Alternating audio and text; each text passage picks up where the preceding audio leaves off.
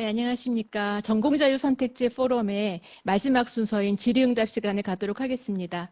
먼저 본격적인 질의응답에 앞서서 오늘 포럼 주제에 관해서 정책 연구를 수행해 주신 연구진들 선생님들께서 함께 자리해 주셨습니다. 간단히 소개 올리겠습니다. 먼저 연구 책임자이신 연세대 미래캠퍼스 하연섭 부총장님 함께 자리해 주셨습니다. 예, 안녕하세요. 예, 다음으로 공동연구원이신 건국대학교의 장덕호 교수님 오셨습니다. 네, 안녕하십니까. 예, 다음으로 강원대학교의 이희재 교수님 함께 하셨습니다. 안녕하십니까. 네, 그리고 저는 오늘 공동연구 및 오늘 질의응답의 진행을 맡은 강원대학교의 도승연입니다. 반갑습니다. 그럼 지금부터 오늘 참석해 주신 분들께서 앞선 발표에 대해서 채팅창에 남겨주신 질문들을 중심으로 이제 하나씩 답변을 드리도록 하겠습니다.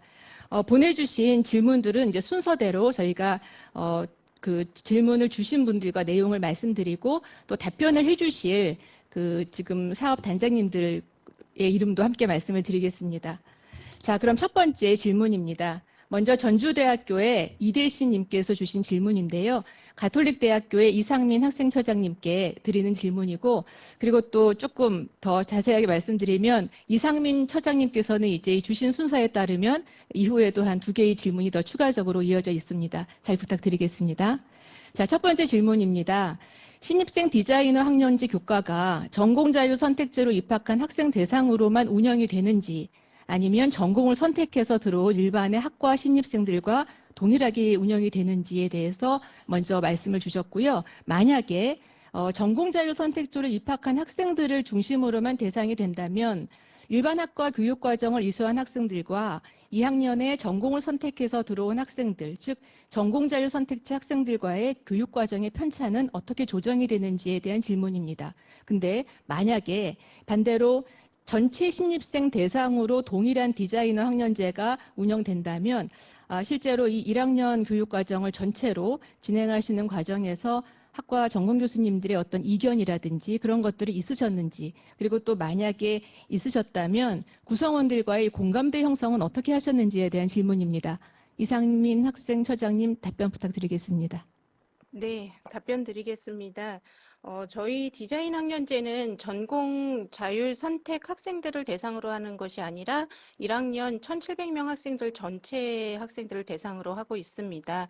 다만 그럼에도 불구하고 저희가 자유전공 학부 학생들을 이미 운영하고 있었고 또 구대 계열로 학생들을 모집하다 보니 전공 자율 선택으로 들어오는 학생들은 지금 위원장님께서 말씀하신 바와 같이 학생들이 전공 입문이나 전공 기초 과목들을 2학년 때 듣게 되다 보니 그 점에 있어서 학생들보다 전공에 대한 교과가 늦어지는 경향이 있었고 학과에서도 그것을 불만으로 제기하고 있었습니다. 그래서 저희가 이번에 교육과정을 개편하면서 1학년 학생들을 중심으로 운영하던 교양 수업들을 2학년까지 편제를 좀 개편해서 교양을 전공과 함께 이수하도록 운영을 하면서 1학년 1학기에는 전공 인문 탐색이나 전공 기초 교과목들을 학생들, 전공 자율 선택제로 들어오는 학생들도 이수할 수 있도록 조정을 좀 했습니다. 왜냐하면 몇 년 동안 저희가 전공 자율 선택제로 들어오는 학생들을 조사해 봤더니 자유전공 학부나 구대 계열로 들어오더라도 90% 이상의 학생들이 어느 학과로 가겠다라는 전공을 정하고 옵니다. 그래서 저희가 이 제1전공이라고 하는 것을 학생들을 바꾸게 하는 것이 목적이 아니라 또 다른 전공들을 제1전공처럼 이수할 수 있도록, 즉 다전공으로 이수하고 또 융합전공으로 이수할 수 있도록 하는 게 목적이었기 때문에 미리 내가 공부하고 싶은 분야는 1학년 1학기 때 들어와서 그 과목을 이수하면서 자신의 전공을 여러 개를 선택할 수 있도록 만들어 주었고요. 그런 점에 있어서 오히려 저희가 이번에 교양 과목을 2학년까지, 2학년 1학기까지 학생들이 이수할 수 있도록 개편하게 되면서 사실 전공에서 특히 이과 계열에서는 더 좋아하는 그런 그 경향을 발견할 수 있었고요. 다만 저희가 디자이너 학년제라는 것의 이번에 성과는 이 과목을 운영하는 학부대학에서 학부대학 교수님들이 저희가 약 20명이 계시는데 그 교수님들만 운영하시는 게 아니라 전공에서도 전공 교수님들이 이 교양 교과목에 들어오셔서 지금도 20명의 교수님들이 함께 하고 계시는데요. 그 이유는 여러 가지가 있지만 그럼에도 불구하고 이대 계열이나 계열로 전공 자율 선택제로 들어오는 학생들이 자신의 과로 오기 위해서는 아무래도 전공을 먼저 교수님을 만나거나 이렇게 네트워크를 구성할 수 있는 그러한 그 통로가 있어야 하기 때문에 학과에서도 전략적으로 학생들을 유치하기 위해서 한 명 이상의 교수님들이 가능하면 그 수업에 참여할 수 있도록 이렇게 유도를 하고 있는 것으로 파악이 됩니다. 네, 이상입니다. 예, 답변 감사합니다. 두 번째 질문입니다. 역시 이상민 학생처장님께서 답변해 주셔야 되는데요. 이 가톨릭 대학교는 백인의 선배 멘토단이라는 것을 이제 운영하는 상당히 좀 차별적인 프로그램이 있는데 이것을 이제 운영하실 때 어느 정도 예산이 소요되시는지 궁금합니다라는 질문을 선문대학교의 양희은 선생님께서 주셨습니다. 네, 백인의 멘토단은 지금 저희가 아직 운영은 하지 않고 있고 25학년도 1학기에 실제로 40.5%의 학생들 약 그 500여 명, 600명의 학생들이 들어오는 학생들을 대상으로 운영하려고 준비를 하고 있는데요. 사실 이 멘토들은 전공 자율 선택으로 지금 현재 들어와 있는 학생들을 우선 선택하려고 합니다. 그래야만 전공 자율 선택으로 들어오는 학생들에게 자신의 경험을 노하우를 알려줄 수 있다라는 것이고요. 전공 자율 선택제로 들어온 학생들이 가장 많이 어려워하는 게 1학년 1학기 때 전공의 선배들과 연결고리를 만들어야 하는데 그 부분을 만들지 못하는 걸 굉장히 어려워하고 있었거든요. 그래서 그 부분을 해소해 주기 위해서 저희가 학생이 우선 선택을 하거나 아니면 학과에서 추천을 하거나 혹은 저희가 디자이너 학년제를 운영하면서 거기에서 이제 장학금을 주는데요. 장학금을 받은 학생들 중에서 선발을 하려고 합니다. 이 그 백인의 멘토를 운영하려면 어쨌든 학생들에게 운영비와 활동비와 학생들하고 만나서 뭔가 활동을 할 수 있는 활동비 그리고 멘토에게 줘야 하는 장학금 그리고 이 멘토들을 또 관리해주는 지도 교수님을 저희가 선정을 하려고 합니다. 왜냐하면 멘토를 그냥 그 멘토를 하라고 할 수는 없고 멘토를 또 가이드를 해줘야 하지 않겠습니까? 그래서 6명, 7명, 8명 정도의 멘토들을 지도해 주시는 지도 교수님 지도교수비까지 해서 아직 정확하지는 않지만 5천만 원에서 1억 사이에 그 예산을 배정해야 하지 않을까라는 생각을 하고 있고요. 저희가 디자인 학년제에도 이렇게 교과목 개발비 또 각 분반별로 100만 원씩 지원을 해줘서 학생들과 함께 이제 특강을 부르거나 이렇게 쓰실 수 있는 그런 지원들을 하고 있습니다. 네, 답변 감사합니다. 그냥 그 멘토단 운영에 필요한 예산의 어떤 그 구체적인 액수가 아니라 이제 항목별 어떤 내역을 상세하게 말씀해 주셨기 때문에 아마 답변 들으시면서 학교 규모에 맞게 이제 해당 프로그램을 잘 운영하실 수 있을 것 같습니다. 마지막 질문입니다. 그 디자인 학년제 교과목은 학부 대학에서 운영이 되는지 그리고 만약에 이 디자이너 학년제가 이제 이러한 학생 지원 체제가 진로 지원 조직이나 아니면은 비교과 운영 조직과는 어떠한 방식으로 협업이 이루어지는지에 대해서 서울시립대학교 안정민 선생님께서 질문을 주셨습니다. 네, 저희가 학부대학에서 디자인 학년제를 전담해서 운영을 하고 있고요. 전공자율 선택제로 들어오는 학생들도 이제 학부대학에서 담당 교수님들이 지도교수가 되셔서 담당을 하실 겁니다. 다만 유형 1로 들어오는 자유전공 학부 학생들은 저희가 21년도부터 학부대학의 지도교수님들을 배정했고 다만 유형 2로 들어오는 계열 학생들의 경우에는 학과 지도 교수님들과 함께 병행을 해서 지도 교수를 진행할 예정입니다. 그런 점에 있어서 학생들의 이제 캠퍼스 라이프 같은 경우에 혹은 대학 생활의 전반적인 상담은 학부대학 교수님들이 담당해 주시지만 진로 탐색이라든지 자신들의 전공을 설계하는 부분에 있어서는 전공 선생님들의 도움을 받을 수밖에 없기 때문에 그 부분은 조금 특화를 시켜서 진행을 할 예정이고요. 아울러서 비교과 같은 경우에는 23년 동안 저희가 사실 굉장히 야심차게 준비를 했습니다. AI 스마트 통합 지원 시스템을 통해서 학생들의 교과 외의 모든 활동들, 사실 교육과정은 교과와 비교과인데 교과는 학업 성적표와 이런 이수 그래프로 나오는데 비교과와 관련된 어떠한 그 자료들을 학생들이 받을 수가 없거든요. 그래서 내가 정말 대학이라는 경험을 교과 외에 무엇 하고 있는지를 차곡차곡 쌓을 수 있도록 AI 스마트 통합 지원센터를 만들었고 비교과 통합관리센터를 만들었습니다. 그 비교과 통합관리센터 역시 학부대학에 배정을 함으로써 교과와 비교과가 모두 다 원활하게 유기적으로 연결될 수 있도록 진행을 하고 있습니다.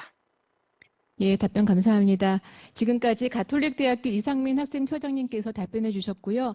아마도 상당히 전공 자율 선택제가 성공적으로 운영되기 위한 다양한 프로그램들을 소개해 주시면서 친절한 설명까지 해 주셨기 때문에 아마 주신 질문들에 대한 충분한 도움이 되셨으리라 생각합니다. 감사합니다.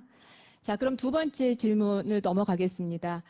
두 번째 주제의 질문은요, 서울과학기술대학교의 성욱준 기획처장님께 드리는 질문입니다. 질문을 주신 선생님은 부산외국어대학교 서현욱 선생님이시고요. 예산 집행에 있어서 그 학과 평가와 학과 지원금의 포뮬라를 연결시키신다라고 이제 발표 중에 말씀을 해주셨습니다. 이때 학과 평가에 어떠한 지표들을 고려하고 계시는지 답변 부탁드리겠습니다. 네, 질문 감사합니다. 먼저 해당 부분은 이제 교육혁신에 관한 사항입니다. 그래서 그 교육혁신 중에서 전공 선택제와 관련된 지표들은 지금 저희가 해당 부분 현재 지난 여름에 걸쳐서 학과 평가 지표를 전면 개편하고 있습니다. 학과 평가 지표의 내용 그리고 학과 평가 지표에 대한 결과의 활용에 관한 두 부분으로 해서 지금 이제 전면 개편 중에 있고 초반에 나온 것을 좀 말씀드리면 그 학과 평가 지표 중에서 전공 선택제와 관련된 지표들은 뭐 여러 학교들도 같이 할 수 있겠습니다만 저희 학교는 이제 다전공 이수율 그리고 취업률 중도 이탈률 그리고 학과 자율 설계 지표에서 필수 지표로 해서 해당 부분을 넣어두었고 그리고 가점 제도를 이번에 운영하고 있는데 가점 제도에서 연계 융합이나 마이크로 디그리 복수 부전공 제도의 결과 기준이나 결과 같은 공개하는 이런 사항들을 가점으로 해서 해당 부분의 학생들이 전공 선택을 하는데 장벽이 없도록 하는 내용을 담고 있습니다. 그리고 이것들이 이제 포뮬러가 아니고 인센티브로 운영을 하려고 하고 있고 이거에 따라서 지금 저희가 활용을 어떻게 할지는 학내에서 좀 고민되고 있는데 이것들이 단순히 그 일정 금액에 관한 인센티브가 아니고 학내 전체 리소스에 대한 연동이 이루어질 수 있도록 지금 고민하고 있습니다. 그리고 다만 이제 이건 저는 국립대에 있습니다. 국립대 육성 사업에 관련된 예산으로 하는 게 아니고 일반 회계 예산으로 하고 있는데 저희가 고민하고 있는 게 국립대 육성 사업에 있는 내용도 이런 전공 선택제가 좀 더 잘 된 곳에 저희가 뭔가 좀 더 좋은 그 기준을 적용하려고 하고 있는데 그건 좀 쉽지가 않더라고요. 그래서 해당 부분은 지금도 좀 고민하고 있는 그런 상황입니다. 이상입니다. 예, 답변 감사드립니다. 사실은 이 학과 평가라고 하는 주제는 사실 상당히 민감한 주제이기 때문에 학내 안에서도 상당히 세심한 의견 수렴이 필요한 그러한 주제입니다. 먼저 답변 주신 성욱준 기획처장님께 감사드립니다. 자, 그럼 세 번째 질문은 경남대학교 최영기 교육혁신본부장님께 드리는 질문입니다. 질문을 주신 분은 전주대학교의 이대신 선생님이십니다. 질문이 크게 한 세 가지 정도로 구성되어 있는데 모두 학사 구조에 대한 것입니다. 첫 번째는 자유전공학부 학생이 융합전공이나 자기설계 전공을 주전경으로 선택했을 경우에 이제 학생이 자유전공학부 소속으로 남게 된다고 하셨는데요. 만약 그렇게 된다면 졸업 때까지 지도교수님이 별도로 지정이 되는 건지에 대한 첫 번째 질문을 주셨고요. 상당히 유사한 주제의 학사 구조 문제이기 때문에 제가 같이 병렬적으로 말씀을 드리겠습니다. 조금 기록하셨다가 답변 주시면 감사하겠습니다. 두 번째는요. 자유전공학부는 학생의 전공 선택을 위해서, 즉 학생이 전공으로 연착륙하기 위해서 마련해 놓은 그런 임시학부로 이해를 하고 있는 경우가 있어서 지금의 그 말씀은 약간은 좀 혼돈스러운 측면이 있습니다. 자유전공학부 내에서 학생들의 학사 지도나 진로 지도가 이루어지는 그러한 방식이 궁금합니다. 라는 두 번째 작은 질문 주셨고요. 마지막으로는 융합전공이나 자기설계 전공으로 학적이 옮겨지는 시점이 궁금합니다. 만약 학적이 따로 옮겨지지 않는다면 학위증이나 졸업증에서 그 표기가 어떤 식으로 되는지 궁금합니다. 이 세 가지 질문 주셨습니다. 최영기 교육혁신본부장님 답변 부탁드리겠습니다. 네, 제가 답변 드리겠습니다. 그 말씀 주신 거에 대해서 제 말씀을 드리면 자유전공학부 소속을 유지하며 졸업 때까지 동일한 지도 교수님께서 지도를 담당할 수 있도록 할 예정에 있습니다.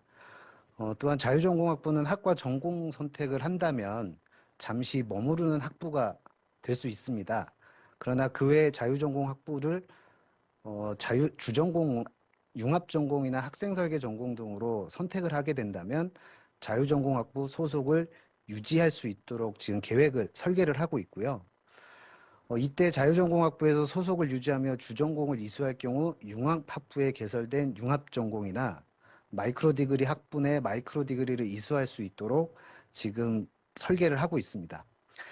융합전공과 자기설계 전공으로 학적 이동은 없을 예정입니다. 이와 관련된 내용은 또 현재 보완하고 있고요.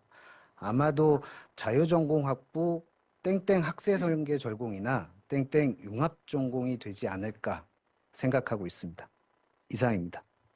예, 답변 감사합니다. 그러면 지금 채팅장에 지금 주셨던 질문에 대한 답변은 모두 이루어졌는데요.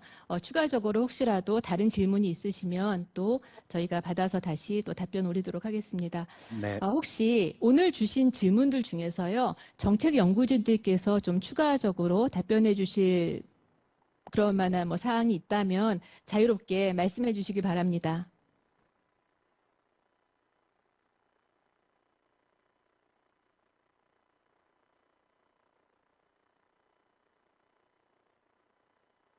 예, 그럼 추가적으로 뭐 다시 뭐 부연하실 사항이 없으시다면은 제가 좀 오늘 발표는 하셨지만 실제 그 조금 더 질문을 제가 드리고 싶은 것들이 있어서 한양대학교의 정희태 부처장님께 좀 질문 드리겠습니다. 사실 이 전공자율 선택제는 말 그대로 그 학생들이 자유롭게 들어와서 이제 전공을 선택하는 것을 핵심으로 하고 있기 때문에 학사제도 중에서도 전과제도가 아주 중요하다고 생각합니다. 물론 우리가 대학의 학사 구조 안에서는 전과제도가 있지만 그래도 이 전공자료 선택지 학생들을 대상으로 하는 전과제도 중에서 기존의 제도와 좀 차별화되는 측면이 있다면 좀 소개해 주시기 바랍니다. 지금 학교에서는 지금 전과를 갖다가 이제 학과별로 TO를 잡아놓고 그리고 이제 제도를 시행하고 있는 게 현실이었습니다. 근데 지금 저희는 그 TO를 갖다가 없애고 학과장이 그 TO를 갖다가 학생이 지원할 경우에 무제한 선발할 수 있도록 하는 그런 제도를 하고 있고요. 그리고 학생들이 그 전과를 하거나 아니면 또 자기설계 전공을 할 때 도움을 받을 수 있는 기관을 만들었습니다. 전공설계심의위원회라는 게 있는데요.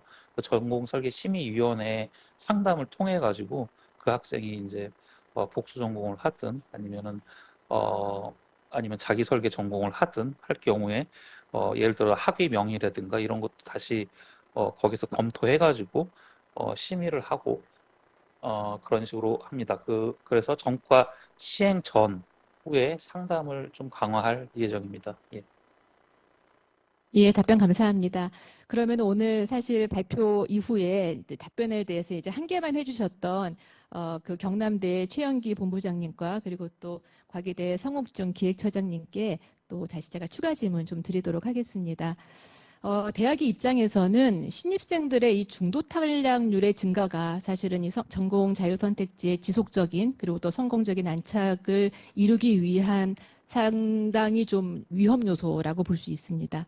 그래서 이 중도 탈락, 예를 들어서 이 학업을 중단하는 고위험군의 학생에 대해서 어떤 그 대학의 선제적인 관리 제도가 있다면 어떤 것들이 있는지 지금 발표자 선생님들께서 소속되어 계신 대학의 사례들을 좀 소개해 주시기 바랍니다. 제가 이 이상민 학생처장님께는 따로 질문을 안 드린 이유가 이미 발표 중에 한번 말씀을 해주셨습니다. 예, 그럼 먼저 그 경남대학교부터 말씀 부탁드리겠습니다. 예, 경남대학교에서 답변 드리겠습니다. 먼저 중도 탈락 문제에 있어서 경남대학교는 이제 소속감, 특히 자율전공학부의 경우에는 소속감 유지가 가장 큰 문제점이었고요. 저희가 19년도부터 자율전공학부를 처음 개설하면서부터 해당 문제에 대해서 많은 심도 깊은 고민을 했었습니다. 그래서 지금은 FI 프로그램 같은 거를 통해서 1학년 때부터 조기 밀착 지도를 수행을 하고 있습니다. 학업부터 그다음에 생활 문제까지 다양한 상담 체계를 저희는 갖추고 있다는 게 가장 큰 장점이고요. 이를 통해서 학생들의 중도 탈락을 조금 방지하는 프로그램들을 조금 운영하고 있습니다. 이상 답변을 마치겠습니다. 네, 감사합니다. 성옥중 기획처장님 답변 부탁드리겠습니다. 네, 말씀하신 것처럼 진짜 가장 큰 고민이 중도 탈락률에 관한 부분입니다. 특히 이제 자율전공이 확대되면 그 부분이 심화될 걸로 생각하는데, 그런데 이제 저희 그 학교의 해당 부분에 대해서 내부적인 논의가 상당히 좀 많이 이루어졌습니다. 저희가 학과장 간담회나 해당 부분을 거치기도 했고 했는데, 아까 저희 학교의 학과 평가 지표로 이제 중도 이탈률에 관한 게 들어갔다고 말씀드렸는데, 근데 다만 저희도 보면서 이런 그 두 개로 나누어야 되지 않나라는 생각이 들었습니다. 첫 번째는 이게 중도 탈락률이란 게 학과에서 노력한다고 될 수 있는 부분이 있고 학문의 유행이나 이런 분야에 따라서 노력한다고 해도 참 개선이 어려운 부분이 있습니다.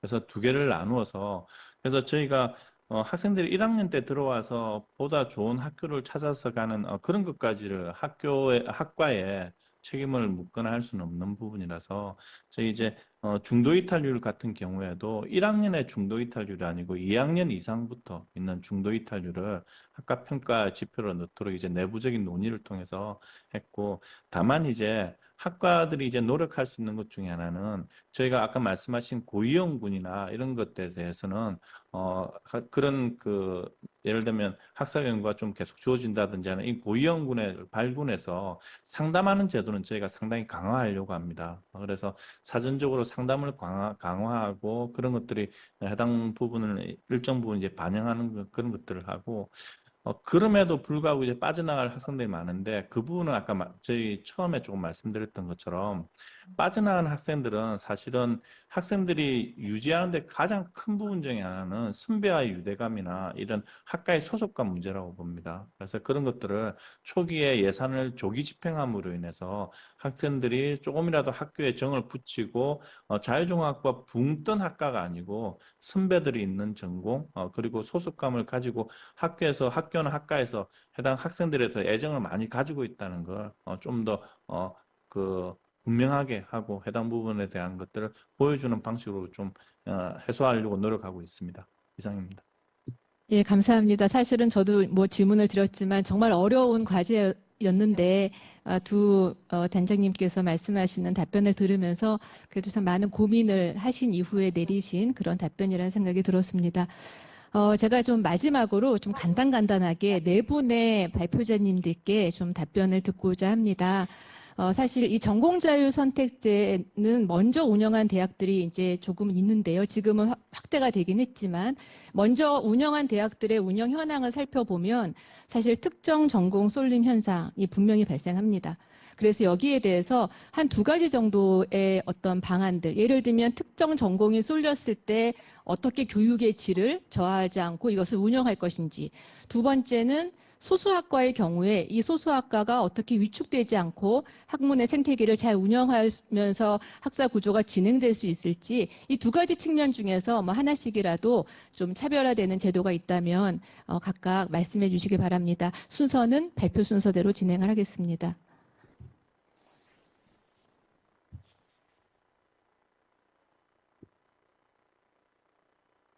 네, 이상민 기획처장님 부탁드립니다. 마이크가 잠깐 꺼진 것 같습니다.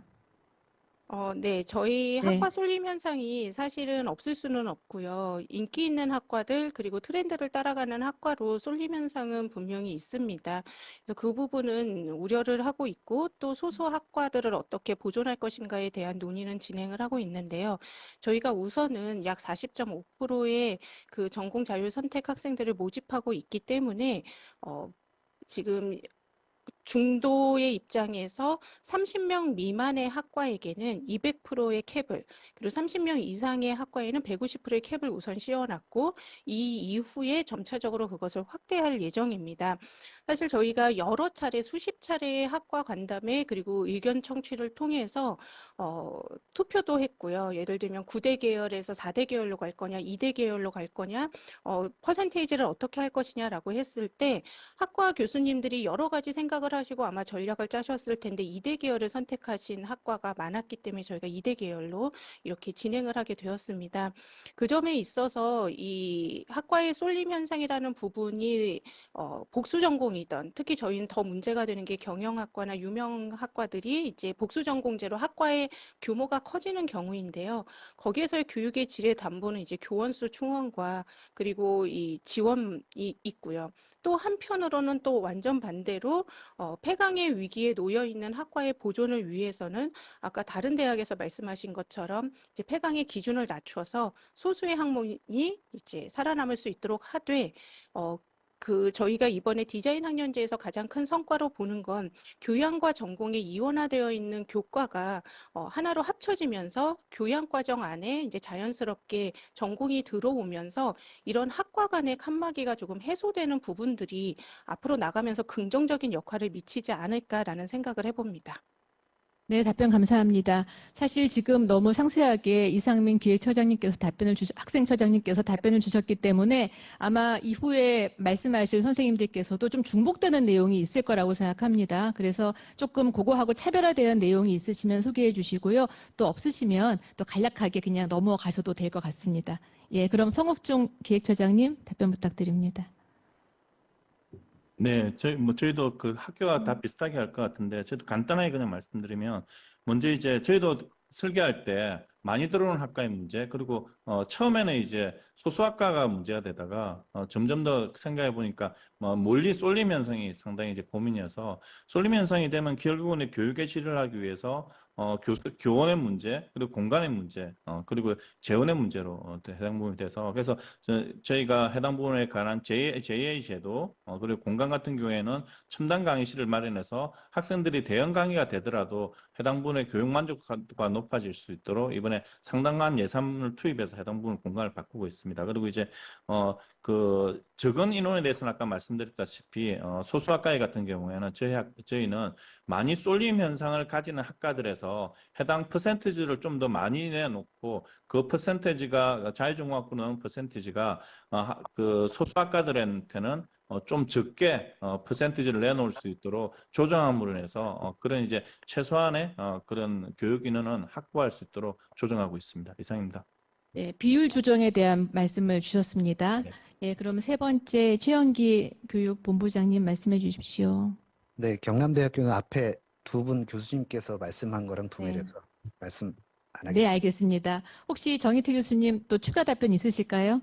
네, 저희는 캡을 안 씌워서 학생들이 원하는 전공을 무조건 선택을 할 수 있게끔 설계를 했기 때문에 쏠림 현상에 대해서 걱정은 많이 하고 있습니다. 가장 저희가 중점을 두는 것은 하이플렉스 강의를 확대하는 것입니다. 오프라인 강의, 그다음에 오프라인의 옆 교실에서도 똑같은 강의를 들을 수 있고 거기에 이제 조교가 배치되겠죠. 그리고 또 온라인으로 원할 시에는 학생들이 온라인으로 수강할 수 있는 그런 하이플렉스 강의를 갖다 저희는 집중적으로 이번 학기부터 지금 시범적으로 5개 과목을 지금 돌리고 있고요. 그리고 그 아까도 말씀드렸듯이 최저 수강 인원을 제한을 좀 풀어서 5명 이상이면은 과목이 개설되도록 하고, 그리고 융합형 전공을 갖다가 좀 확대해서 소수 학과들이 다른 전공과 합쳐서 좀 더 새로운 그런 전공을 만들 수 있도록 제도를 만들고 있습니다. 네. 네, 답변 감사합니다. 저희가 또 조금 더 자세한 이야기들 더 나누고 싶지만 저희 질의응답 시간에 정해진 시간이 거의 다 됐습니다. 지금까지 전공자유선택제의 포럼을 위해서 이렇게 참여해 주시고 또 경청해 주시고 또 질의까지 해주신 대학 현장의 관계자 선생님들, 그리고 또 오늘 네 분의 발표자 선생님들의 발표와 또 충실하고 아주 친절한 그런 설명에 대해서, 답변에 대해서 감사드립니다. 예, 그럼 모든 대학의 건승을 기원 드리면서 이상으로 질의응답 시간 마치도록 하겠습니다. 감사합니다.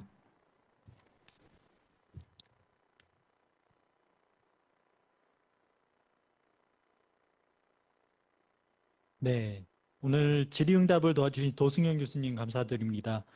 사례를 발표해 주신 4개교 발표자분들을 포함해서 모든 참석자분들께 장시간 모두 수고하셨다는 말씀 드리겠습니다. 이상으로 전공자유선택제 1회차 포럼을 마치도록 하겠습니다. 유튜브 화면 그리고 채팅창을 통해서 노출되고 있는 만족도 조사 그리고 의견 제안 설문에도 참여해 주시기 바라며 이번 주 금요일에 개최될 2회차 포럼에도 많은 관심과 참여를 부탁드립니다. 감사합니다.